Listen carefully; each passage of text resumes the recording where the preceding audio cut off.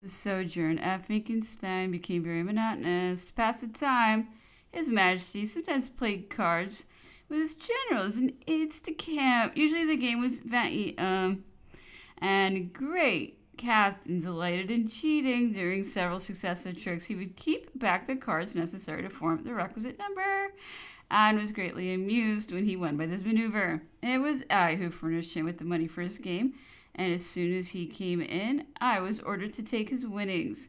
He always gave me half of them, and the rest I divided among the ordinary valets. It is not my intention to confine myself to a very rigorous order of dates in this journal, and when an anecdote or a fact occurs to my memory, I shall set it down, so far as it can be done, in that part of my narrative where I may be, and when I recall it, in referring to its own period.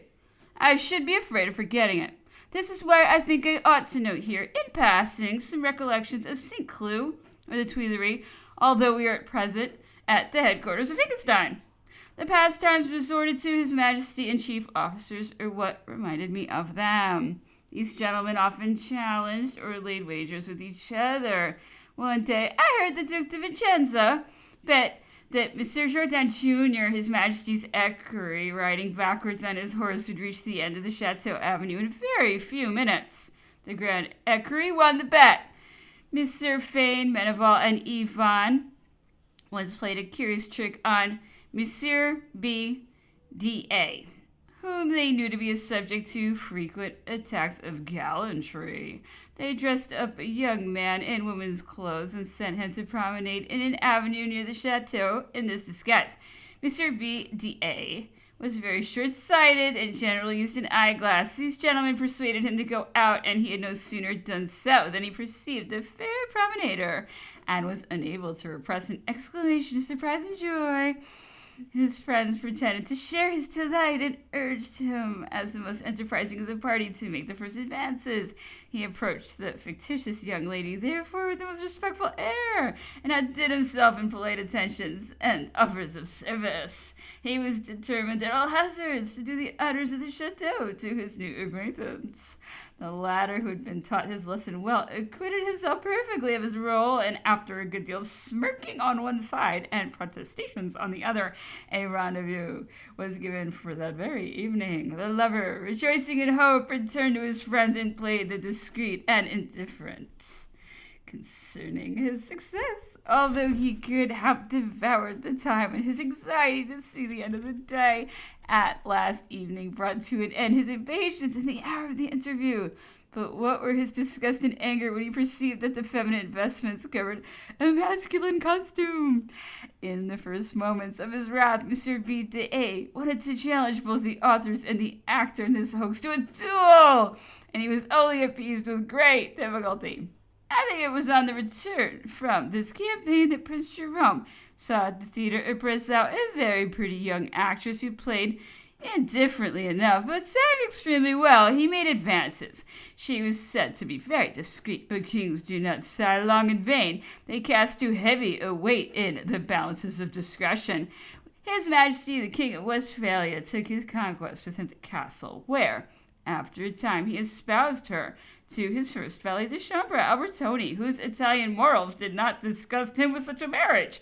Some dissatisfaction, the motives of which I do not know, decided Albertoni to leave the king. He returned to Paris with his wife and engaged in several enterprises in which he lost all that he had earned.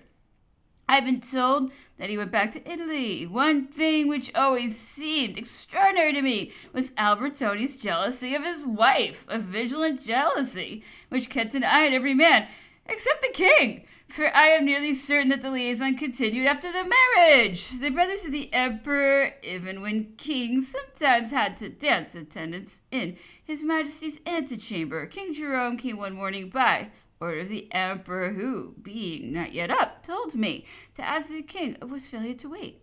As the emperor wished to rest a while longer, I remained with the attendants in the salon, which served as antechamber, and where the king was also waiting. I do not say with patience, for he was constantly changing one seat for another, going from the window to the mantelpiece and seeming very much bored. Occasionally he would chat with me, to whom he had always been very kindly. He spent more than half an hour in this way. At last I went into the emperor's chamber, and when he put on his dressing gown, I notified the king that his majesty expected him, having introduced him. I withdrew. The emperor did not receive him very well and scolded him a good deal. As he talked very loud, I heard him in spite of myself. But the king made his excuses in so low a tone that I could not hear a word of his self-justification. Such scenes were of frequent occurrence. The prince was dissipated and a spendthrift, which displeased the emperor above all things, and he reproached him severely, although he loved him much. For it is to be remarked that in spite of the frequent annoyances which his family caused him, the emperor always retained a great affection for his relatives. Sometime after taking Danzig, May 24th, 1807, the emperor, wishing to recompense Marshal Lefebvre for his recent services, had him summoned at 6 o'clock in the morning. His Majesty was at work with the Major General of the army when the arrival of the Marshal was announced. I said to the Major General, Monsieur le Duc has not kept me waiting. Then turning to the orderly, say to the Duc de Danzig that I sent for him so early because I wanted him to breakfast with me. The orderly, thinking that the emperor had mistaken the name, remarked that the person awaiting him was not the Duc de Danzig, but the Marshal Lefebvre. It seems, sir, that you think me more capable of making a count than a duke. The officer was disconcerted for a moment by this response, but the emperor reassured him by a smile and said, go and acquaint the duke with my invitation. In a quarter of an hour we shall sit down at table. The orderly went back to the marshal, who was somewhat uneasy as to what his majesty might have to say to him. Monsieur le Duc, the emperor invites you to breakfast with him and begs you to wait a quarter of an hour. Having paid no attention to the new title given him by the orderly, the marshal replied by a nod and sat down at a camp stool, above which hung the emperor's sword. The marshal looked at it and touched it with admiration and respect. When the quarter of an hour had elapsed, another orderly came to call the marshal to join the emperor, who was already at table with the Major General. On seeing him, Napoleon waved his hand to him. Good day, Monsieur le Duc. Sit down beside me. Astonished to hear himself addressed by this title, the marshal thought at first that the emperor was jesting. But seeing that he made a parade of calling him Monsieur le Duc, he was abashed by it for a moment. To increase his confusion, the emperor said, do you like the chocolate, Monsieur le Duc? Why, yes, sire. And well, you won't breakfast on it, but I am going to give you a pound from the city of Danzig itself, for since you have conquered it, it is quite just that you should... It is quite just that it should bring you in something. Thereupon the emperor left the table, opened a small casket, took from it a packet in the shape of a long square, and gave it to Marshal Lefebvre, saying, Duc de Danzig, accept this chocolate. Little presents nourish friendship. The marshal thanked his majesty, took the chocolate, and sat down again at the table with the emperor and Marshal Berthier. A pasty representing the city of Danzig was in the middle of the table, and when it was time to cut it, the emperor said to the new duke, this pasty could not have given a form which had pleased me more. Attack it, Monsieur le Duc. There is your conquest. It is for you to do the honors of it. The duke obeyed, and the three companions ate some of the pasty, which seemed to be very much to their taste. On returning home, the Marshal Duc de Danzig, suspecting a surprise in the little packet given him by the emperor, made haste to open it and found within 100,000 écus in banknotes. After this magnificent present, it became customary in the army to call money, whether in specie or notes, Danzig chocolate. And when the soldiers wanted a treat from some comrade who was pretty well off for cash, they would say to him, come along, haven't you some Danzig chocolate in your sack? His Majesty's almost superstitious fondness for anniversaries was once more justified by the victory of Friedland, gained June 14th, 1807, 7 years to a day after the Battle of Marengo. The severity of the winter, the difficulty of victualling the troops, for which the emperor had nevertheless provided with all possible care and skill, the obstinate courage of the Russians, had rendered this campaign painful, even to the victors, whom the incredible rapidity of their successes in Prussia had accustomed to prompt conquests. The division of glory they had been obliged to make with the Russians at Eylau was something new in the military career of the emperor. At Friedland, he resumed his advantages in his former superiority, His Majesty, by a feigned retreat and by allowing the enemy to see only a portion of his forces, lured the Russians on the side of the Elbe in such a way that they found themselves shut in between the river and our army. The victory was gained by the troops of the line and the cavalry. The emperor was not obliged to call out his guard. That of the Emperor Alexander was almost entirely destroyed in protecting the retreat, or rather the flight, of the Russians, who could only escape the pursuit of our troops by way of the Bridge of Friedland, some narrow pontoons, and an almost impracticable ford. All the line regiments of the French army covered the plain. The emperor, in observation at a height whence his view ranged over the entire battlefield, was sitting in an armchair near a mill, and his whole staff surrounded him. Never did I see him more gay. He chatted with the generals who were awaiting his orders and seemed to take pleasure in eating some Russian bread made in the form of a brick. This bread, made of bad rye flour and full of long straws, was the only nourishment of all the soldiers, who knew that His Majesty ate it as well as they. Superb weather favored the skillful maneuvers of the army, which wrought prodigies of valor. The cavalry charges were executed with such precision that the emperor sent to compliment the regiments which had made them. Toward 4 o'clock in the afternoon, at the moment when the two armies were pressing each other hard at all points, and while thousands of cannon were making the ground tremble, the emperor exclaimed, "If that lasts 2 hours longer, there will be nothing left standing in the plain but the French army." A few instants later, he gave orders to Count d'Orsay, general of the foot grenadiers of the Old Guard, to fire on a brickyard, behind which masses of Russians and Prussians were entrenched. In the twinkling of an eye, they were forced to abandon this position, and swarms of sharpshooters were in pursuit of the fugitives. The guard did not move until 5 o'clock, and at 6 o'clock the battle was completely gained. As he watched the guard deploying, the emperor said to those who were near him, "Those fellows would have liked to chew up the pousse caillou and the Rintintins of the line for daring to charge without waiting for them. But say what they like, the business has been well done without them." His Majesty went to compliment several regiments which had fought all day. A few words, a smile, a wave of the hand sufficed to recompense the brave fellows who had just conquered.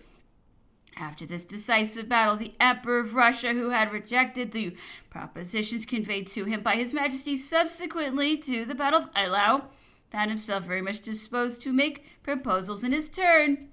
General Bennigsen, in the name of his emperor, requested an armistice. His Majesty accorded it, and shortly afterwards came the signing of peace and the famous interview of the two sovereigns on the Niemen. I shall pass rapidly over the details of this meeting, which have been published and repeated hundreds of times. His Majesty and the young Tsar conceived a mutual affection from the first moment they saw each other, and both of them gave fetes and entertainments. They were inseparable in public and in private, and passed hours together in parties of pleasure from which intruders were carefully excluded. The city of Tilsit was declared neutral. The French, Russians, and Prussians followed the example given by their sovereigns in living together in the most intimate confraternity. The king and queen of Prussia came to join their imperial majesties at Tilsit. This unfortunate monarch, who had scarcely a city left out of his whole kingdom, must have been very little inclined to take part in so many fetes. The queen was beautiful and gracious, possibly somewhat haughty and severe, but that did not prevent her from being adored by all who surrounded her. The emperor tried to please her, and she neglected none of the innocent coquetries of her sex in order to mollify the conqueror of her husband. I saw the queen dine with the sovereign several times, sitting between the two emperors, who vied with each other in gallantries and attentions. It is known that the Emperor Napoleon one day offered her a superb rose, and that after hesitating for some moments, she ended by accepting, saying to His Majesty with the most charming smile, "At least with Magdeburg." And it is also known that the emperor did not accept the exchange. The Queen's Lady of Honor was a very aged woman who was most highly esteemed. One evening, just as the Queen was led into the dining room of the two emperors, followed by the King of Prussia, Prince Murat, and the Grand Duke Constantine, the old Lady of Honor left her place in order to make way for the two latter princes. The Grand Duke Constantine would not take precedence of her, and spoiling this act of politeness by a very rude tone, he said to her, "Pass on, madame, pass on." Then, turning quickly towards the King of Naples, he added in a tone loud enough to be heard, this gracious exclamation, "You idiot!" It may be seen by this that Prince Constantine was far from having that exquisite politeness and perfection of gallantry which distinguished his august brother. The French Imperial Guard once gave a dinner to the guard of the Emperor Alexander. This repast could not have been gayer. And by way of terminating the fraternal banquet, each French soldier changed uniform with a Russian, who gave him his in exchange. Then he passed in this way in front of the emperors, who were very much amused by this impromptu disguise. Among the civilities offered to our emperor by the Emperor of Russia, I will mention a concert executed by a troupe of Bexers, whom their sovereign brought across the Niemen for this purpose. Certainly more barbaric music has never resounded in His Majesty's ears, and this strange harmony, accompanied by gestures at least a savage, produced the most burlesque spectacle that can be imagined. Some days after this concert, I obtained permission to go and visit the musicians in their camp, and I went with Rustem, who could act as my interpreter. We had the advantage of being present at a repast of the Baskers. Around immense wooden tubs were ranged squads of 10 men, each holding in his hand a piece of black bread, which he seasoned with a spoonful of water, in which they had mixed something which resembled red earth. After the repast, they entertained us with archery. Rustem, whom this exercise reminded those of his youth, wished to shoot an arrow, but it fell at a distance of a few paces, and I saw a smile of contempt on the thick lips of our Baskers. I tried the bow in my turn, and acquitted myself in a way that did me honor in the eyes of our hosts, who instantly surrounded me, felicitating me by signs on my skill and vigor. One of them, still more enthusiastic and friendly than the others, gave me a slap on the shoulder, which I did not forget in a hurry. On the day after the famous concert, peace was signed between the two sovereigns, and His Majesty paid a visit to the Emperor Alexander, who received him at the head of his guard. The Emperor Napoleon asked his illustrious ally to point out to him the bravest grenadier of this fine and valiant troop. He was presented to His Majesty, who detached from his buttonhole his own cross of the Legion of Honor and fastened it on the breast of the Muscovite soldier, amidst the acclamations and hurrahs of all his comrades. The two emperors embraced each other for the last time on the bank of the Niemen, and His Majesty took the route to Königsberg. At Bautzen, the emperor was met by the King of Saxony, who had come for that purpose, and their majesties entered Dresden. King Frederick Augustus gave the most magnificent reception in his power to the sovereign who, not content with having given him a scepter, had also considerably enlarged the hereditary dominions of the electors of Saxony. During the 8 days we spent in Dresden, its good people treated the French more like brothers and compatriots than allies. But it was nearly 10 months since we had quitted Paris, and in spite of the sweetness of the frank and simple German hospitality, I was in a great hurry to see France and my family once more. Chapter 15. It was during the course of the glorious campaign of Prussia and Poland that the imperial family was plunged into the most bitter grief. Young Napoleon, the eldest son of the King of Holland, died. This child greatly resembled his father, and consequently his uncle. His hair was fair, but it is probable that in time it would have grown darker. His blue eyes, large and admirably well formed, shone with extraordinary brilliancy when a strong impression struck his youthful mind. Good, loving, full of frankness and gaiety, he was the delight of the emperor, especially on account of the firmness of his character, which was so great that in spite of its extreme youth, nothing could induce him to break his word. The following anecdote, which I recall, will prove this. He was passionately fond of strawberries, but they caused him long and frequent vomitings. His mother, alarmed by this, expressly forbade his being allowed to eat them in future, and expressed her wish that every precaution should be taken to keep out of his sight a fruit that disagreed with him so badly. But little Napoleon, not disgusted by the dangerous effects of the berries, was greatly astonished at no longer seeing his favorite dish. He was patient for a while, but one day he came to his nurse and very seriously asked for explanations on the subject, which the good woman did not know how to give him. She was so fond of him that she spoiled him. He knew her weakness and often abused it. In the present example, for example, he grew angry and said to his nurse in a tone which produced at least as much effect on her as the emperor or the king of Holland could have done. "I will have some berries. Give me some at once." The poor nurse, while trying to quiet him, said that she would willingly do so, but if anything happened, she was afraid he would tell the queen how he got the strawberries. "Is that all?" briskly responded Napoleon. "Oh, don't be afraid. I promise not to say a word." The nurse yielded. The strawberries produced their usual effect, and the queen entered while the prince was undergoing the penalty of his gluttony. He could not deny that he had eaten the forbidden fruit. The proof was there. The irritated queen wished to know who had disobeyed her. She begged and threatened the child, who kept answering with the greatest coolness, "I have promised not to tell." And notwithstanding her control over him, she could not wrest from him the name of the guilty party. The young Napoleon loved his uncle greatly. With him he showed a patience, a tranquility very remote from his character. The emperor would often take him on his knee at breakfast and amuse himself by making him eat lentils one by one. The color would mount to the pretty face of the child. His whole expression would betray spite and impatience. But His Majesty could prolong this play without fearing that the child would become angry, which he certainly would not have failed to do with anyone else. Had he then, at this tender age, the feeling of his uncle's superiority over all those who surrounded him? King Louis, his father, who gave him new playthings every day, chose such as best pleased his taste.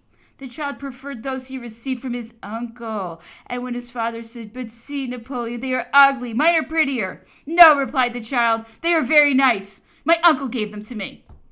One morning, when he came to see His Majesty, he crossed a salon in which, among other great personages, was Prince Murat, at that epoch, I think, Grand Duke of Berg. The child was going straight across the room without saluting anyone when the prince stopped him and said, "Are you not going to bid me good day?" "No," replied the Napoleon, freeing himself from the arms of the Grand Duke. "No, not before my uncle, the emperor."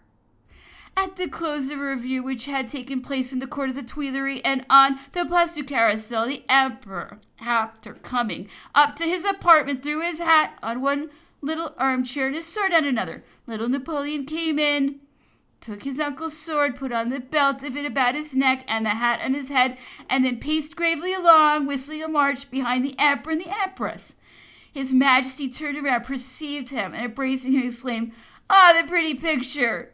Ingenious in seizing every occasion to please her husband, the empress sent for Monsieur Girard and commissioned a portrait of the young prince in this costume.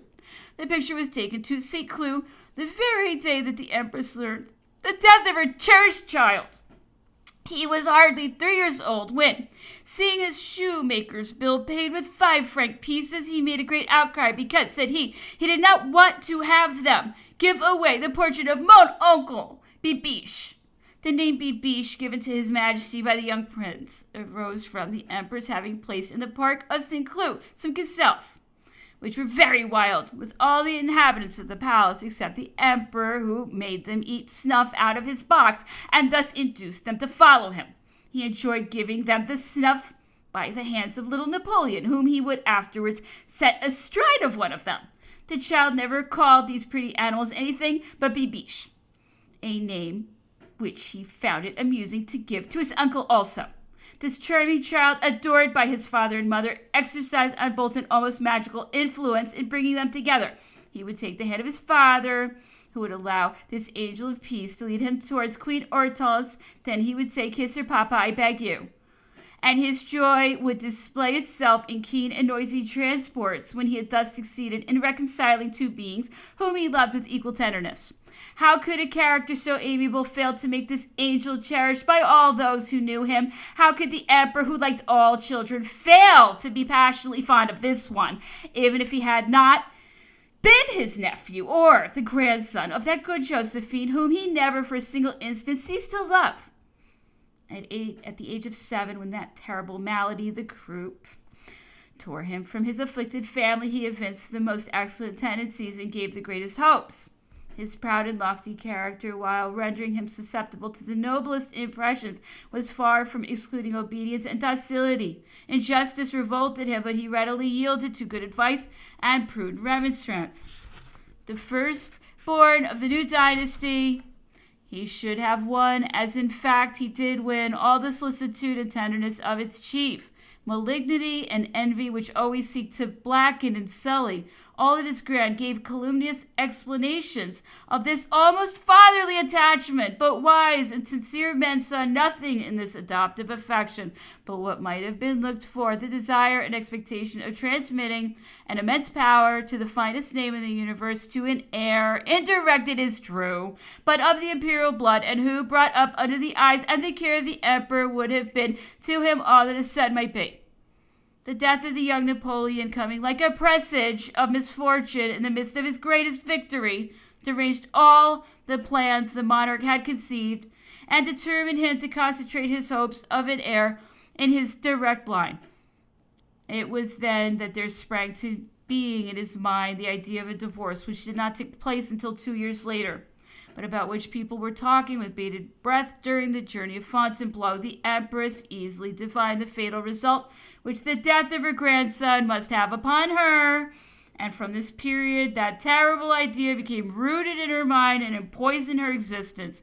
To her, this premature death was an inconsolable grief. She shut herself up for 3 days, weeping bitterly, seeing no one but her women and taking scarcely any nourishment. She seemed to fear any diversion from her sorrow, for she surrounded herself with a sort of avidity with all that might remind her of an irremediable affliction. She obtained from Queen Hortense, but not without difficulty, the hair of the young prince, which the unfortunate mother had religiously preserved. The empress had it framed on a background of black velvet and always kept it near her. I have often seen it at Malmaison, and never without keen emotion. But how shall I essay to paint the grief of Queen Hortense? As perfect a mother as she was an affectionate daughter, she never left her son for a single moment during his sickness.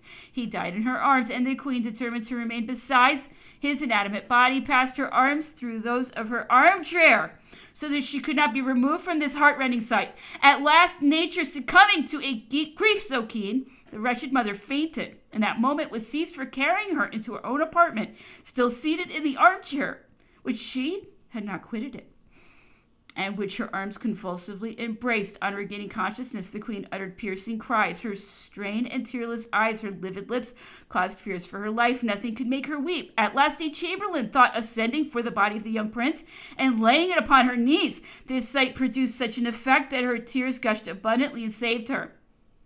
With what kisses did she not cover those cold and adored remains? All France shared the sorrow of the Queen of Holland.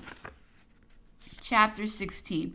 We arrived at St. Cloud July 27th. The emperor spent the summer party at this residence and partly at Fontainebleau. He came to Paris only for grand receptions and never stayed there for more than 24 hours. During the absence of His Majesty, the chateau of Rambouillet had been repaired and newly furnished. The emperor went there to spend a few days. The first time he entered the bathroom, he stopped short at the door and looked around him with every mark of surprise and dissatisfaction. I looked at once for the cause, and following his eyes, I saw they were fixed upon various family portraits, which the architect had painted on the walls. They were those of Madame Mère, the sisters of His Majesty, Queen Hortense, etc. The spectacle of such a gallery in such a place displeased the emperor extremely. What an insult, he exclaimed. Constant, have Marshal Duroc called. When the marshal appeared, His Majesty said, "Who is this imbecile who could have had such an idea? Have the painter come here and efface all that. He must have very little respect for the women who commit such an indecency." While the court was staying at Fontainebleau, the inhabitants made themselves ample amends for His Majesty's long absences by the high prices they set on all articles of consumption. Their profits then were simply a scandalous booty, and many a foreigner making an excursion to Fontainebleau must have believed himself held for ransom by a troop of Bedouins. During the sojourn of the court, a wretched folding bed in a miserable inn cost 12 francs a night. An absurd price was charged for the least repast, and then it was detestable. A real extortion, in fact, was practiced upon travelers. Cardinal Caparat, whose strict economy was known to all Paris, went to Fontainebleau one day to pay his court to the emperor. All he took in the hotel at which he alighted was a single cup of broth, and the 6 persons of his suite contented themselves with very light repast.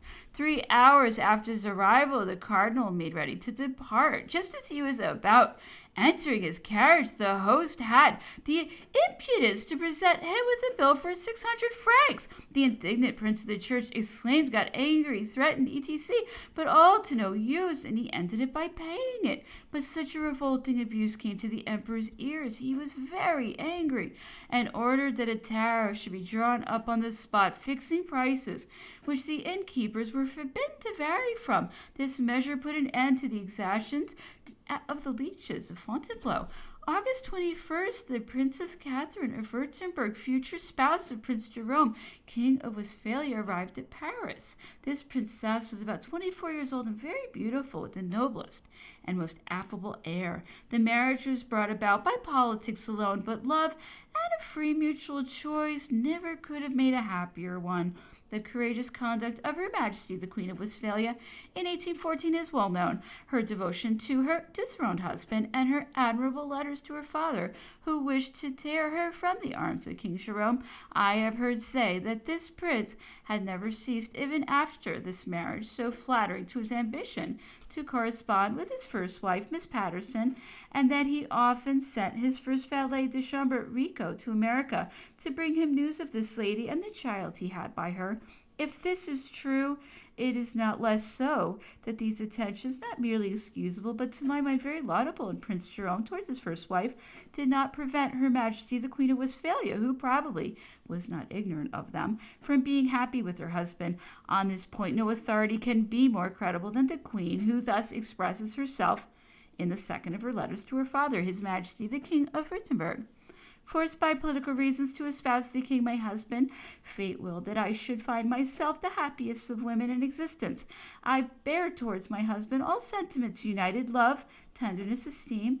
In this painful moment, would the best of fathers destroy my eternal happiness, the sole happiness indeed which remains to me? I dare say to you, my dear father, that you and all my family misunderstand the king, my husband. A time will come, I hope, when you will be convinced that you have misjudged him, and that you will always find in both him and me the most respectful and the most affectionate children. Her Majesty goes on to speak of a frightful event to which she says she had been exposed. This event, frightful indeed, was nothing other than the violence and robbery inflicted upon a fugitive woman, defenseless and without an escort, by a band at the head of which was the famous Marquis de Mowbray, who had been equerry to the King of Westphalia. I shall return to this shameful ambush when treating to the events of 1804 and give some details concerning the authors and actors in this deed of barefaced brigandage, which I believe to be very little known. In the following September, a courier from the Russian cabinet, arriving from St. Petersburg, presented His Majesty with a letter from the Emperor Alexander and many magnificent gifts, among others 2 most beautiful pelisses of black fox and sable. During the stay of their Majesties at Fontainebleau, the Emperor often rode out with the Empress in an open carriage through the streets of the town without guards or attendants. One day, as they were passing in front of the hospice of Montpierre, Her Majesty the Empress perceived at a window the ecclesiastic of a very great age who saluted their Majesties. Having returned the old man's salute with her usual grace, the Empress called the Emperor's attention to him, and he also bowed. At the same time, the Emperor stopped the carriage and sent one of the footmen to ask the venerable priest, on behalf of their Majesties, if it would be too troublesome for him to leave his room for a moment and come speak to them. The old man, who could still walk with ease, made haste to descend, and to spare him a few steps, the emperor had his carriage brought close to the door of the hospice. His Majesty conversed with the good ecclesiastic, showing him the most touching marks of benevolence and respect. He told their Majesties that before the Revolution he had been the regular priest of one of the parishes of Fontainebleau, that he had done all he could to avoid emigrating, but that the terror had forced him to expatriate himself, although he was then more than 75 years old, that he had returned to France when the Concordat was proclaimed, and lived on a modest retiring pension, barely sufficient to pay his board in the hospice. Monsieur Abbé, said His Majesty, after having listened to the old priest with attention, I will order your retiring pension to be doubled, and if that should not suffice, I hope you will address yourself to the Empress or to me. There were tears in the eyes of the good ecclesiastic, and he thanked the emperor. Unfortunately, sire, he said, among other things, I am too old to see the reign of your Majesty very long, and to profit by your bounty. You, replied the emperor, smiling, why, you are a young man. Look at Monsieur de Belleuil, he is much older than you, and we hope to keep him long this time yet. Their Majesties then took leave of the moved old man, leaving him in the midst of a crowd of townspeople who had assembled before the door of the hospice during this interview, and who had been profoundly affected by this interesting scene and the generous bounty of the emperor. Mr. Belleuil, Cardinal and Archbishop of Paris, whose name the emperor had mentioned in the conversation I have just reported, was then 98 years old. His health was excellent, and he often appeared in public. I have never seen any old man whose appearance was so venerable as that of this worthy prelate. The emperor had the profoundest respect for him, and lost no occasion of displaying it. During the same month of September, a large number of the faithful assembled as usual on Mont Valérien, and Monseigneur the Archbishop also went thither and heard the Mass. As he was about to go away, seeing that many pious persons were awaiting his blessing, he addressed them before giving it in words that depict his goodness and his evangelical simplicity. My children, I feel that I am very old by the diminution of my strength, but not by that of my zeal and my affection for you. Pray to God, my children, for your old Archbishop, who never fails to pray for you every day. During his stay at Fontainebleau, the emperor hunted more frequently than he had ever done before. This obligatory costume for a man was a green French coat with gilt gimp and buttons, breeches of white cashmere, and riding boots without flaps. This was the style for the grand hunt, the deer hunt. The shooting costume was a simple green French coat without any sort of ornament, but white buttons on which were engraved some characteristics of the species. The costume was the same for all persons without distinction who took part in His Majesty's hunt, and also for His Majesty himself. The princesses started from the rendezvous in the Spanish fashion in an open carriage drawn by 4 or 6 horses, and followed in this way the different directions of the chase. Their costume was an elegant Amazon and a hat surmounted by black or white plumes. One of His Majesty's sisters, I don't remember which, never failed to follow the hunt, taking with her several charming ladies who were habitually invited to breakfast at the rendezvous. As always happened on such occasions, 2 persons belonging to the court, one of these ladies, beautiful and witty, attracted the emperor's attention. At first there was some billet doux exchange. Finally, the emperor ordered me one evening to take another letter. In the palace of Fontainebleau there is an inner garden called the Garden of Diana, to which none but their Majesties had access. This garden is surrounded on all 4 sides by buildings. On the left, the chapel, with its somber gallery and its Gothic architecture. On the right, the grand gallery. As well as I can recollect, the middle building contained the apartments of their Majesties. Opposite, finally, completing the square, were great arcades, behind which were the buildings intended for the various persons attached either to the princes or to the imperial household. Madame de B, the lady whom the emperor had noticed, lodged in an apartment situated behind these arcades on the ground floor. His Majesty forewarned me that I would find a window open by which I could enter with precaution, and that in the darkness I must hand this letter to a person who would ask me for it. This obscurity was necessary because the open window behind the arcades but looking on the garden might be noticed if there were any light. Not knowing the interior of these apartments, I went there and entered by the window, thinking that I could then go straight ahead. I get a noisy fall caused by a high step which was in the embrasure of the window. At the racket I made in tumbling, I heard a cry and a door closing suddenly. I was slightly bruised on the knee, the elbow, and the head. Being in much pain, I rose with difficulty and began to grope around this dark apartment, but hearing nothing further and fearing to make another noise which might be heard by persons who ought not to know that I was there, I at last concluded to return to the emperor, to whom I related my misadventure. Finding that none of my injuries was severe, the emperor began to laugh heartily. Then he added, "Oh, it seems there is a step. That is a good thing to know. Let us wait until Madame de B has got over her fright. Then I will go to her rooms, and you along with me." At the end of an hour, the emperor went out with me by the door of his apartment opening on the garden. I silently conducted him toward the window, which is still open. I assisted him to enter, and this time, having gained acquaintance with the place at my own expense, I directed him so that he escaped such a fall as I had had. His Majesty, having entered the chamber without accident, told me to withdraw. I was rather uneasy and told His Majesty so, but he replied that I was a baby and that he could not be in any danger. It seems that His Majesty succeeded better than I did in finding an exit, for he did not come back until daybreak. On coming in, he joked me again about my awkwardness, admitting, however, that if I had not warned him, a similar mishap might have befallen him.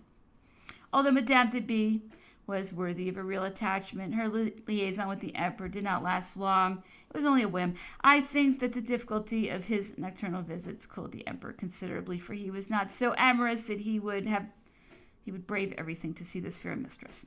His Majesty told me how she had been frightened by my fall, and of this beautiful lady's anxiety on my account. The emperor had reassured her, but that did not prevent her from sending a confidential person the next day to know how I was. And I had a renewed account of the interest which Madame de B took my misfortune. We often had plays at the concert of Fontainebleau. The actors of the principal theaters received orders to come and perform pieces chosen from different repertoires in presence of their majesties. Mademoiselle Mars was to play on the very evening of her arrival, but at Essonne, where she was obliged to stop for a moment on account of the road being thronged with cows going or coming from Fontainebleau, her trunk was stolen, and she did not observe it until they were very far away. Not only was she minus her costumes, but she was even without other clothes than those that she had on her back. It would take at least 12 hours to bring from Paris all that she required. It was 2 o'clock in the afternoon, and she was to appear that very evening in the brilliant role of Célimène. Although distressed by this mishap, Mademoiselle Mars did not lose her head. She ran through every shop in the town and had a complete costume cut and made in a few hours, and her loss is entirely repaired.